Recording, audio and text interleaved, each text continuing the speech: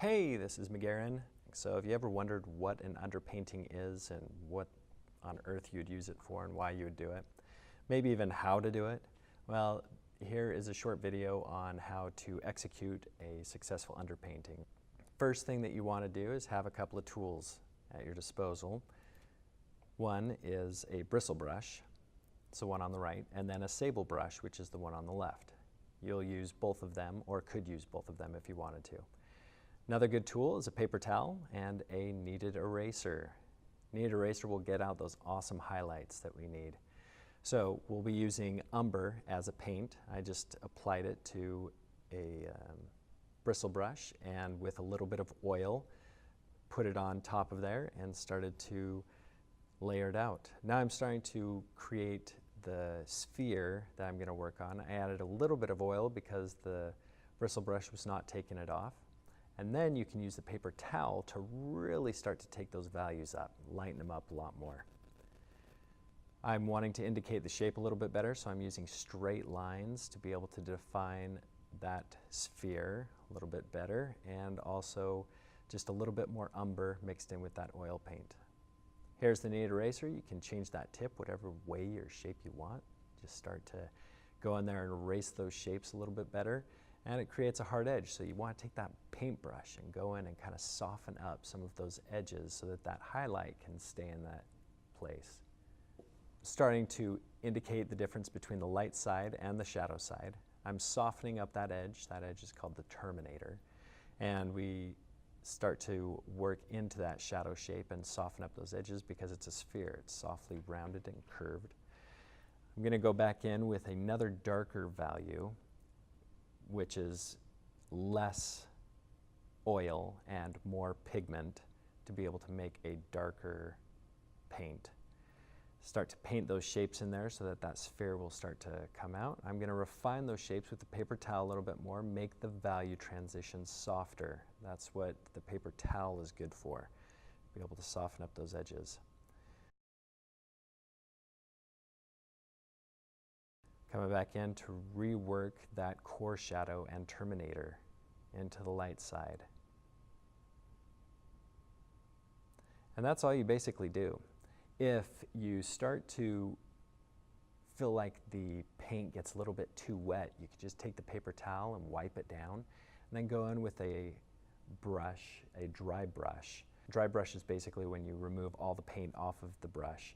And you go in with a dry brush and you soften or blend those edges. That'll take some of that oil off of the surface so that you can get more paint on it to be able to stick.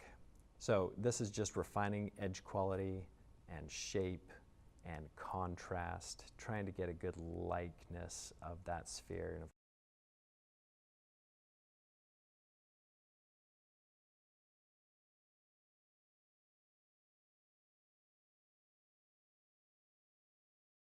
And then kneaded eraser to be able to lighten up that value.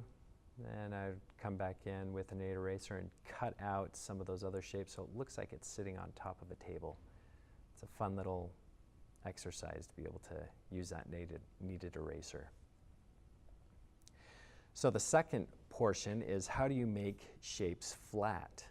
Well, here I'm just using the edge of the paintbrush to be able to draw straight lines to create that cube. I want to make a cube and flat edges. There's two different ways that you can do these types of underpaintings. You can use oil as an underpainting with your paint, or you can also do it with mineral spirits. And if you use mineral spirits, the downside about using mineral spirits is that it's going to dry pretty quickly, which is not necessarily a downside for an underpaint. You want it to dry quickly. But the main downside is that you're removing the binder when you're adding mineral spirits to the paint.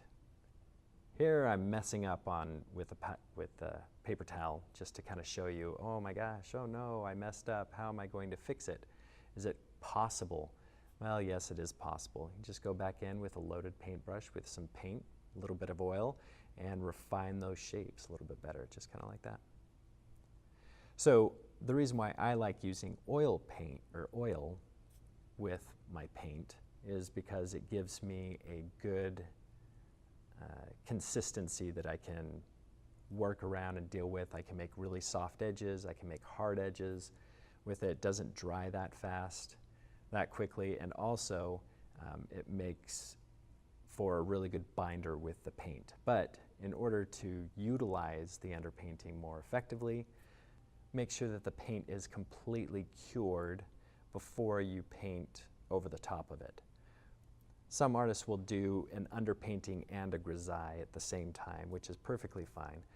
This is just a good little explanation of why you would use a underpainting. So it's just monochromatic. You get the lighter values by erasing, and you get the darker values by adding more paint or pigment. And you want to do it relatively light because you don't want to have a very thick, heavy paint for an underpainting. It'll take a long time to dry. So here I'm just using a kneaded eraser to kind of refine those edges a little bit more, soften them down.